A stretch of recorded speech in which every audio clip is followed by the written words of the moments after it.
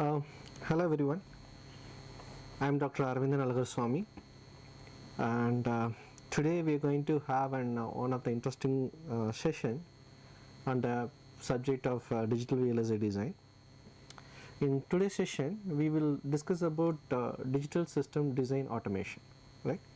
It's from the name it's very clear we are going to do a digital system design, and by adopting kind of a CAD tools, computer aided automation tools. What type of CAD tool it is, whether we are going to make use of software or else we are going to make use of a hardware, that we will check it out. Okay, so before getting into the part of design, let me know some kind of a flow which has to be known by everyone. How come we can able to move forward, or how come we can able to make this such a system design in a more effective way, especially when we come to a VLSI design part. Okay, right. So let me start with this. What is the digital system design automation flow chart? Okay, so the flow chart which is given over here in the slide which you are seeing on the left hand side, which will give you the complete flow, what is the procedure we should follow if you want to have a successful digital system design. Let's see that the first diagram which is indicated over here, that is nothing but requirements. We are saying that we can use to say we can say it's going to be a system requirements. Okay, I can call it as a system requirements, or in other term we can say that it's going to be a design spec. Okay, design spec in the sense we can talk about a design specification, right? So what is this design specification is indicates, or what is this requirement, system requirement is indicates. When I say this design spec or system requirement, it says that what is the system I am going to about to design by using an automation process, right? What is the system we are going to design? So when I say a system, we know that there are some set of input is going to be getting available, and because of the input the system will process the input and it's going to producing some set of output from that. So from the design spec we come to know that what is system and what is input and what is our required output. Is it okay that the design spec is giving only this much of information? No. We can get more than this system, and as well as the input and output we can get what is the relation, that is more important keyword, what is the relation between the input and output. That is more important when you come to the design spec, because the system can be developed for multiple applications, right? And when the designer is going to be see the system, what is that application, and they want to know what is the input and what is the output, as well as what kind of relation between the input and output. So what is the meaning of relation between the input and output? That is more easy to be understand. Let's say for example I am just plotting an AND gate for you, so all of us know that how the AND gate is going to be looks like.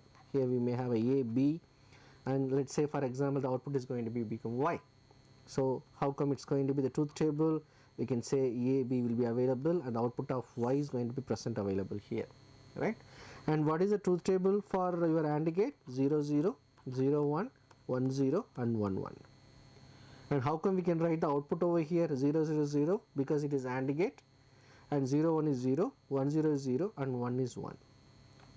See that now the Y is give you the relation, the Y is going to give you the relation between the input and output. What is the relation? We can say that Y is nothing but a dot product between the bit of A and as well as bit of B, right? So that is going to be defining the relation between the input and output. We can see that the output is Y and the inputs are A, B, and the relation between the input output is nothing but the dot product. This is nothing but the dot product. Don't take it that is XOR gate. I am just indicating that is going to be a dot product actually. That says the relation. This says the relation between your input and output. Okay. So take any system. If you take any systems, that system requirements will provide you what type of system it is, what type of application we are going to develop, how many number of inputs required to develop the system, and what will be the output of that particular system, and what is the relation between the input and output. So these many information is more required while you are going to start any kind of design, not only a system design, not only a digital system design I am talking about here. It kind of any kind of designs, these are all the information, important information is going to be getting required by any kind of a system over there. So once you have such a information, we can go for a functional design. We can go for a functional design. Not only the design, we can go for a functional design, and we can go for a functional verification. We can go for both functional design as well as functional verifications. So the functional designs will follow the design spec according to the what type of system it is and what is the relation between the input out and output. We can go for a system functional design. So as per the example, we are doing an AND gate. So we will see that AND gate is going to be the functional design, and A, B are the input vectors, and Y, B be the output vector of the particular system design, and that is the functional is nothing but Y is equal to A dot B. In functional verification, we are going to verify the relation between the input and output, whether it is actually producing or not. That is what is happening in the, this is step number 1 and this is step number 2. That is what happening in your step number 2. Right? The step number 2 is follow the design spec. Accordingly, we are going to design the functionality, and once you complete the design, it is our responsibility to check whether the designed function is working perfectly or not through the simulation. So this can be done through the simulation process. Okay, so that is what is happening in the second step procedures when we talk about in the digital system design flow. Okay, so we designing it and we are verifying the functionality, is it working perfectly or not. So once you verify it, we can go for the third steps which is available in your digital system automation flow. That is nothing but your RTL design generation, RTL design. That means we can apply a process of synthesis. We can apply the process of synthesis. We can say that it's going to be a synthesis. So synthesis is nothing but it's a procedural to convert your functional designs which you made to convert into RTL design. RTL design is nothing but a register transition logic, or in other terms we can use to say that register transfer level designs, we can say. Right. These are two expansion which we can apply for your RTL. So where we can generate the top module of the system which you have developed, and with respect to the input and output. So once you extract that RTL designs, we can find that the logic designs which is developed through your functional designs which we made on the second step. Right. So once we got the logic designs, we can extract into the next level, that is nothing but step number 5. We can go with the circuit design. Circuit design is nothing but what? This is nothing but a transistor level. This is nothing but a transistor level diagram. That means using your PMOS and NMOS, we can able to restructure your RTL design, and from which is going to be getting attained from the your functional design verification flow. So these are the 5 important steps we should be remember over here. Okay, so started with the system requirement, followed by functional design, followed by RTL conversion through the step of synthesis, and followed by we have logic designs conversion. RTL will give you the subsystem modules where we can able to see the your logic designs, and from the logic designs further we can step down to your circuit designs where we can find the transistor level diagram. So we can say that we are just following top to bottom approach over here in your system, because we started with application, we are moving towards your transistor level. So we can say that it's going to be a top to bottom approach we are going to get followed over here to design a system. Okay, and there is one more procedure is available. The last step we can see that is going to be, what is it? Physical design. Physical design flow to convert your circuit designs which we made in the transistor level into the fabrication level. We have to go for the physical design flow. So when I say the physical design flow, that is another important flow diagram we can able to have. That we'll just start with the partitioning. Okay, it will go with the partitioning. Physical design flow will start from the separate flow chart. the first procedure of the physical design is nothing but partitioning, followed by we can go for floor planning, okay, and followed by we can go for placement, okay, and followed by the placements we can able to have a routing procedures. Again, this routing can be get classified into two types. One is nothing but a detailed routing, okay, and second step is nothing but a global routing, okay. So this physical design flow we are going to study in another subjects, which is called algorithm for VLSI designs, which is going to come into the next year, okay. But you should know about that, how this the flow is going to be happen. So once we did the circuit designs, we can go for a partitioning. So I will just tell you synopsis level what do you mean by partitioning. So the in partitioning step, we can subclusters, we can clusters your complex design into a small module, or in other terms we can partition the entire complex circuits into a small modules, so that the module will be can be very easily handled while you are going for a fabrication. So that is what is happening in the partitioning steps, and followed by we have floor planning. So this is the steps at which we can able to plan our silicon area very effectively, how we can able to place your submodules or the partitions which is made through your previous steps is called the partitioning. So where we can able to plan our silicon wafer area, where we can place these partitioned submodules on your IC wafer. That is what happening in the floor planning. And further we can go for the next procedure on your physical design flow, that is nothing but placement. So what is it happening in the placements? According to the previous steps, once we got planned your silicon area where to keep your submodules, partitioned modules, so now we can place it actually in the partitioned in the placement. We can place the actual submodules in the planned area as per the previous steps. That is called the placement. So once we complete that placement of your respective subblocks in the silicon wafer, we can go for routing. So routing is nothing but we can make a permanent connectivity between, we can make a connectivity between the submodules and as well as the inner submodules also in a very perfect way, so that while you are going for a fabrication, system is going to be produced in a perfect way. So now we see that at the outcome of this VLSI physical design flow, we can able to generate the GDS2 files which we can send to a fabrication of IC fabrication can be done. See that where we started? We started from the design spec in step 1. I am just talking about here. We started from the design spec, followed by we went for the functional design as well as the verification. Then the synthesis steps, procedures where we convert your design into RTL, that is register transition logic. And then from the RTL we moved on to the logic designs. And from the logic designs we moved on to the transistor level circuit design. And from there we just move on to a physical design flow where we just doing a complex design into a submodules.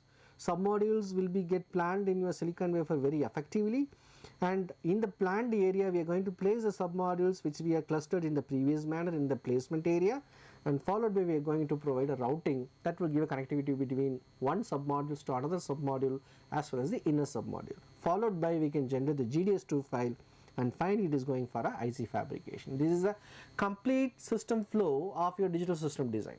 So that is the reasons why we used to call the word automation. It's automating the complete system design procedure from the top, from your application to the IC fabrications over there.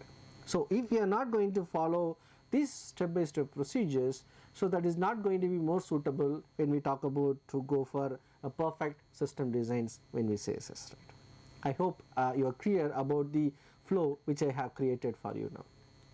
So see that where or what about this subjects talk about digital VLSI design. That means, are we going to study the complete flow, or else we are going to concentrate on some of the place where we have to give more stress on this particular subject. So if you are going to ask this case, I will say that we are going to concentrate more on this step number 2, that is nothing but functional design. Okay, we already defined that, functional design and verification. So this is where we are going to give more concentration. So how come we can able to do the functional designs? That is can be done through your system spec. That also we already seen, right? So these functional designs we can do it in two ways. One is through the software or else through the hardware. So if I want to do such a functional designs or such a system designs, such a system designs through a hardware, we should know a schematic. We should know a schematic. Are we know the schematic? No. Why? Because we started with a spec and followed by we are going for a functional designs where we develop the relations between the input and output. That's all. But we don't know about what is the circuit it is. Do remember we are doing a top to bottom approach. We are not doing a bottom to top approach, so that we don't know about the schematic. So we can't go through the hardware based. So if you want to through the hardware based, we should follow some set of procedures according to the your system design flow. So here we are going to concentrate, we can through the functional designs through the software. So what is that software? If I talk about software, any software will make use of some set of language. Yes or no? Right. So in the VLSI, if you want to develop a functional design or a system designs, we can make use of a language or a programming language called HDL. When I say HDL, H is indicating hardware, D is indicating descriptive, okay, and L is indicating language. So we are going to make use of a HDL language to do a functional design or a system designs. So that is nothing but hardware descriptive language. So when we say that hardware descriptive language, again there is a two types of hardware descriptive languages available. I hope now you see the flow, right? We are going to do a functional design not by the hardware because we don't know the schematic. We are going to do with the software. Any software we should require the coding part. So here we are going to do a coding for a VLSI specifically through the HDL coding, hardware description language coding process. So further, let I introduce you what type of HDL coding is possible or else it's going to be getting available in a market. So we have two types of HDL coding. We have two types of HDL coding. What are all they? One is VHDL. VHDL means very high speed integrated circuit hardware description language. Do you remember? Very high speed integrated circuits hardware descriptive language. This is the expansion of your VHDL. Then followed by we have a second HDL language is available, that is nothing but Verilog. Verilog HDL. There is no expansion for a Verilog, don't worry. Okay. So we have Verilog HDL, Verilog hardware descriptive language. These are two types of languages which we can follow to do functional designs. Okay. These two is available, and do remember this VHDL was introduced by American army peoples. While they just going to develop a very complex systems, they just went with this development of hardware description language to go for indigenous IC fabrications or the design. And this Verilog coding was introduced by Indian peoples. Okay, so that is it. So it's origin of America, VHDL, and this Verilog coding is going to be origin of India, and especially this Verilog code is got generated for functional design and as well as functional verification. It is more flexible to go for functional design as well as verification, and when compared with the VHDL, this Verilog coding is going to be more simple while you are going for writing a programming. Okay, right. So that we can see it over here in terms of the differences between HDL, your Verilog as well as VHDL coding differences over there, right? So this is just this slide. We can see that what is the importance, what is the significance of your HDL language. As I said earlier, we can see that the HDLs are programming languages and which used to describe your system function, how it is going to be. What is system function in the sense, it will just talks about what is the input, what is the output, what is the processing elements or the function elements are which is available inside your entire system block diagram, and how come it is going to be getting processing the input in addition to the circuit designs. So this is what the things we are going to understand through this hardware descriptive language, and we just make the systems to be understand, and we are doing the system designs accordingly over there, right? And when you talk about this HDL, what is significance over here? This HDL is going to be more efficient and speed, and we can say that accuracy and reliability is going to be very more, and even we can able to handle very complex circuits in a very easy manner, and the reusability is also going to be very increasing, because we can one time we can program the system, and next time we can able to program the system in a different functionality. It is possible based on the way in which the relation is going to be getting fall between the input and output, and it is going to be more cost effective design also. So these significance you will understand on the flow of multiple sessions on this digital VLSI designs, right? So as I said early, I just told you very clearly there is a two types of coding is available, HDL coding. One is VHDL coding, and as well as one is going to be the Verilog coding part. So it shows that how it is differentiated, how it is going to differ from each other, right? So as I said early, so Verilog is going to be more user friendly, and it is going to be more adapted for a functional design as well as verification. As I said, the Verilog is more easier, okay, and just like a C, once you know the familiarity on the C programming, the Verilog programming is going to be a little bit more easy for that. But when we talk about the VHDL, it is little bit harder as like your assembly languages or as like your assembly design automation purpose, we can go for it. The main purpose of to go for VHDL, because why there is two types of language, you may have a confusion. So when you talk about Verilog, I said very clearly, for functional system design and for functional verification it is more easy. But when it comes to the VHDL part, it is more required while if you want to implement design in a hardware, right? If you want to implement design, whatever the designs you are generating it, let's say for example we don't have any fund or we don't have any sufficient fund to go for IC fabrication, indigenous IC fabrication. So in that scenario we can able to go for a semi-custom ASIC.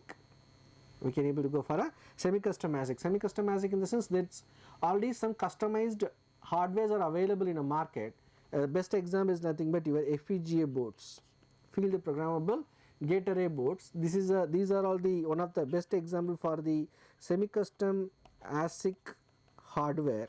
So where we can recreate your IC fabrication, you can recreate the functionality which you want to implement on the hardware. When we don't have any sufficient fund to go for our own indigenous IC, we can purchase the semi-custom ASIC hardware, FPGA, we can write the program on through the VHDL, and we can dump the program into the FPGA board, and we can execute it and see that the FPGA will be behave as like a system which you are designed through your VHDL actually.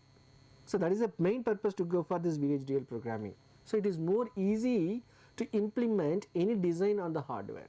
But when you come to the Verilog part, is it possible to implement whatever you develop the system through the Verilog part to the hardware? Yes, of course it's possible, but it is not much easy. We have to do a lot of modules has to be get incorporated, or else has to be get more careful when we talk about implementing the Verilog. But rather than the VHDL, it is more easy to implement in the hardware, because that hardware required details will be more available when we talk about in the VHDL when compared with your Verilog part. So it's very clear, we can conclude like this. If you want to develop a system, and if you want to verify the system functionality either in both hardware and software, you can go for VHDL programming. In other part, you want to develop a system, and at the same time you want to verify the functionality only in the software, not with the hardware, in the sense we can able to go for a Verilog part. So that is the way in which we can able to get differentiated. Okay, so here when we talk about this Verilog, the compilation is going to be having some order. It has to follow some hierarchy order. So we have to be more careful on that. But when you talk about VHDL, there is no need of any compilation should not be going to be issue, and there is no any kind of order is going to be getting not followed. Over there in the VHDL, we can able to develop the user defined data types is going to be getting possible, but in the case of Verilog, it is not going to be getting possible. We have to go for whichever is going to be already available. So as I said early, Verilog is going to be more simple, but when you compare with the Verilog, VHDL is not going to be much more simple, because we have to adopt some kind of a library files over here, and according to the library standards we have to do the coding process over here. and there is no concept of packages on the Verilog part, but in the case of your VHDL part there are some procedures and functions may be placed in the packages. Package in the sense like library packages. So there is no library for Verilog, but here there are some library files are available, like IEEE standard library files are available. We have to incorporate it accordingly, and we should not change the library file as like the way in which you wish. So it can manage the larger design. It is very more easy to manage the larger design, but here Verilog part also it's we can manage it, but we should take care of some kind of initiatives which can able to overcome the shortages of your Verilog part of it, right? And unit detection operator is not present in your VHDL, but it is present on your Verilog part, okay? And VHDL will allow the concurrent procedure calls, but here it is going to be allow only the task calls, not the procedure calls, that you have to be more remember of it. So it's have a strong data type, it's have a weak data type, okay, and it support multi-dimensional array format, but here in the Verilog it does not support multi-dimensional array format. So these are all the fundamental difference between the VHDL as well as the Verilog part, okay. So we can conclude like this. As I said early, if I want to do the design of system and verify the functionality only through the software, we can go for Verilog. But if you want to do the design of system and you want to verify the functionality in both hardware, in the sense here semi-custom ASIC boards like FPGA and CPLD, and as well as the software, we can go for this VHDL programming. But in our subjects we are going to concentrate more on the Verilog part rather to be VHDL part, okay. So that is what the flow is going to be happens on our subject called digital VLSI designs, okay. So here when we talk about this automation, do remember automations can done mean the two level. One is nothing but top to bottom, next one is nothing but bottom to top. That means here we start with the application and move on to the gate level design, but here we start with the gate level designs and we move on to go for the application process. So why we are using the word called automation? The word called automation in the sense we are just starting from the design spec, okay, and we are moving towards your entire IC fabrication. So entire steps is going to be getting automated by subset of flow procedures for that actually. And the another important thing is nothing but it allows designers to focus more on the high level aspects design, so that the automation is going to be more easy and more supportive for us to complete the successful designs of your entire systems over there. And here in this particular subject we are going to see that how the Verilog is going to be more powerful for a functional design as well as the verification process, okay. I hope you are clear on the fundamentals of your digital system design and how come the flow of the digital system designs can be done, and what is the fundamental difference between the HDL programming which is available in the market, right. So thank you so much. We will meet on the next sessions for the further informations on the digital VLSI design, right.